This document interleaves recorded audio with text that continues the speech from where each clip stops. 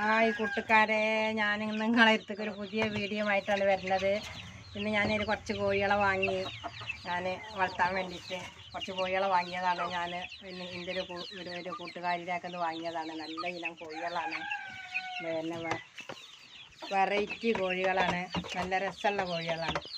അപ്പോൾ ഇങ്ങനെ കണ്ടപ്പോൾ വാങ്ങിയതാണ്.